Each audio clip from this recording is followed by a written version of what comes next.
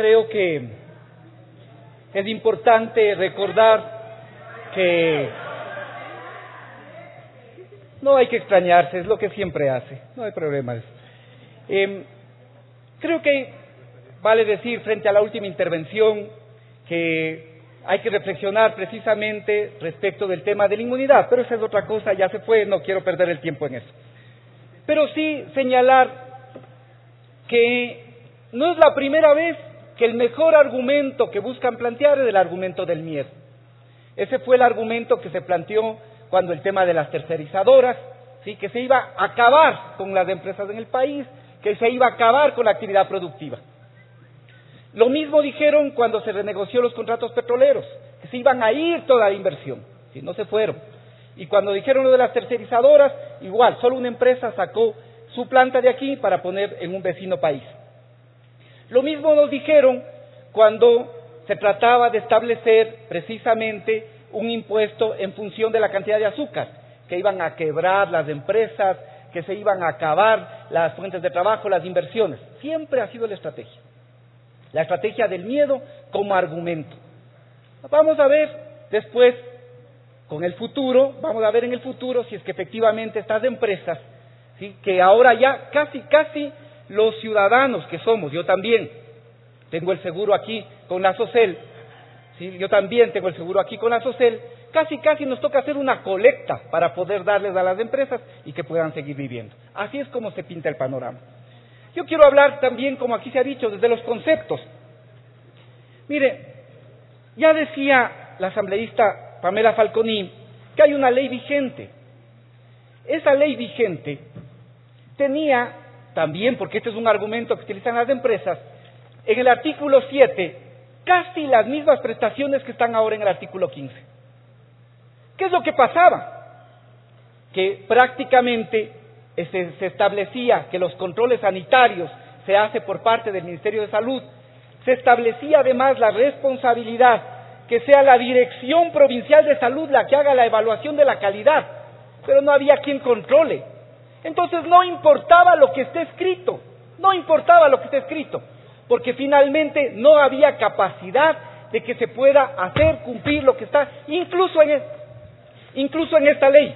En esta ley, el artículo 8, que todavía está vigente, hasta que entre en vigencia esta, señala que las empresas de salud y medicina prepagada para su funcionamiento se financiarán por sus propios medios y no recibirán subsidios. Como la ley prohibía que reciban subsidios directamente, se inventaron un subsidio indirecto a través de establecer en sus planes de negocios que en los corporativos, sobre todo, un 30% tenía que ser cubierto por el Estado y no por las empresas, con los contratos que esas empresas establecían con los ciudadanos. Eso es lo que pasaba. Esta misma ley señala que está prohibida la terminación unilateral de los contratos. Y lo que señala el artículo 7 tiene más o menos lo que ahora dice el 15. La diferencia era que en esta ley no existía efectivamente los mecanismos para poder obligar a que las empresas cumplan con los contratos que se establecían. Eso es lo que está pasando. ¿Por qué ahora hay tanta resistencia? No porque se aumentan tanto las obligaciones respecto de esta ley, sino porque se establece una institucionalidad diferente que permite vigilar, controlar y proteger a los ciudadanos cuando esos ciudadanos han sido afectados. Parecería que aquí los colegas legisladores de la oposición no se han enterado de que existe efectivamente muchísimos ciudadanos a los cuales las empresas de seguros de salud, aseguradoras de salud o prestadoras de servicios de medicina prepagada no les cumplían los contratos que se habían comprometido. Parece que no existe, parece que ahora ha sido perfecto y con esta ley estamos dañando o complicando el funcionamiento de esas empresas. Segundo, el tema de la gratuidad. Aquí se ha dicho que con eso se está acabando el principio de la gratuidad. Y el principio de la gratuidad no solo que está consagrado en la Constitución y en la ley, sino que fundamentalmente uno puede ver en la inmensa inversión en salud, que ha permitido que precisamente ahora sea revalorizada la atención en lo público. Por eso, solo en el Instituto Ecuatoriano de Seguridad Social, en este momento tenemos más de 5 millones de consultas externas, solo en consulta externa y solo en el Instituto Ecuatoriano de Seguridad Social. Además de eso, uno puede decir, ya aquí, varios datos que contradicen precisamente este tema. El primero, más del 30% de estos 110,000 que efectivamente se atendieron en el Instituto Ecuatoriano de Seguridad Social, más del 30% tuvieron, o el IES tuvo que hacer prestaciones que superaron los 40, los 50,000 dólares, cuando sus contratos eran de 20. Segundo, el IES siempre va a asumir los costos más caros. El IES siempre va a asumir lo que tiene que ver con catastróficas. El IES no tiene límite de edad. El IES, además, presta la atención independientemente. Eso también es otra cosa importante.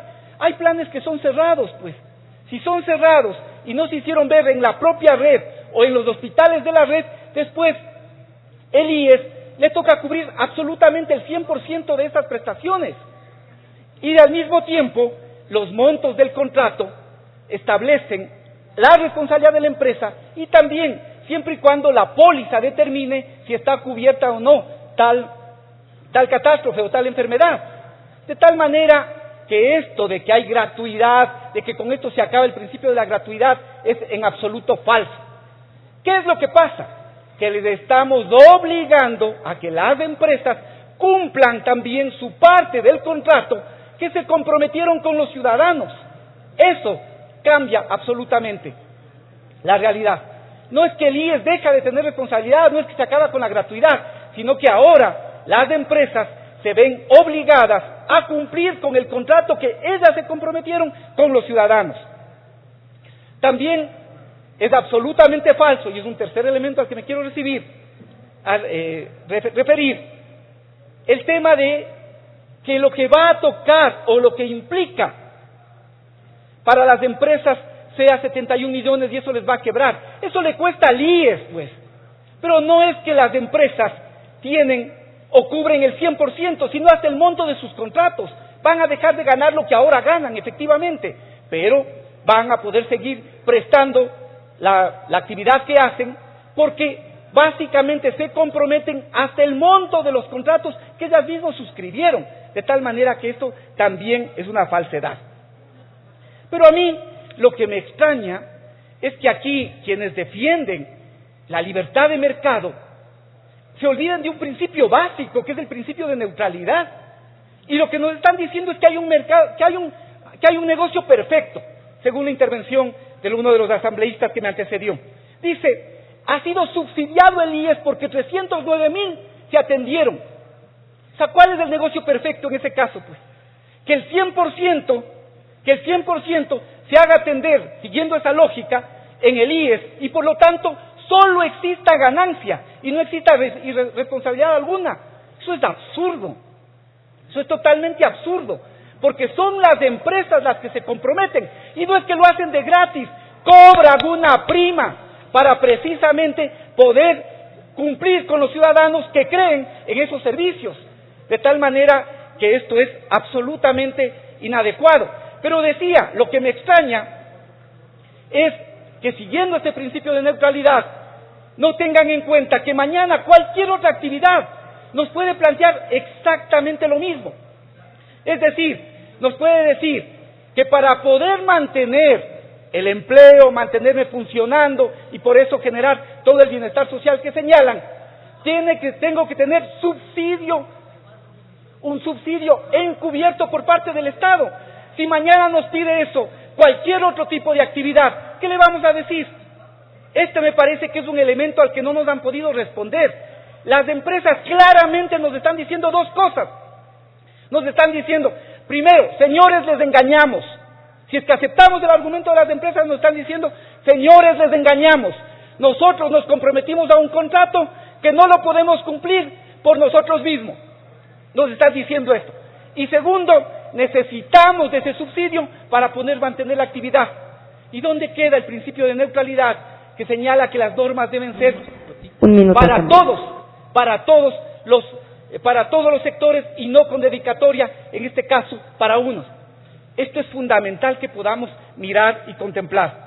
Por lo tanto, aquí no se puede establecer como argumento que las empresas ahora están a riesgo de quebrar siempre y cuando se mantenga un beneficio que solo ese tipo de actividad tiene y no el resto de empresas.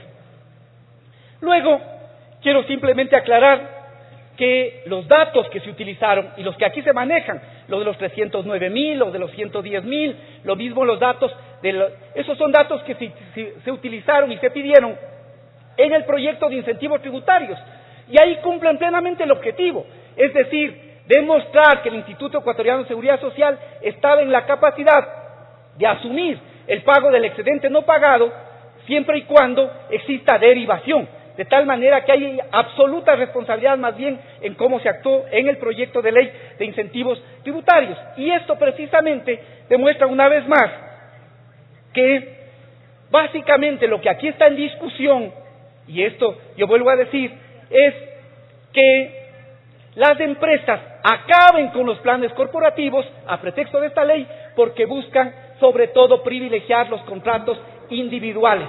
Aquí estamos pensando en la salud del pueblo ecuatoriano y aquí estamos pensando en proteger los intereses de los ciudadanos que han confiado en esas empresas, que han creído en esas empresas, y esto debe estar por encima de los intereses, por poderosos que puedan ser, de cierto grupo de empresas que ahora, utilizando la vieja estrategia del miedo, pretende que la Asamblea no haga lo que debe hacer: actuar y legislar en función de los ciudadanos y del bien común. Gracias.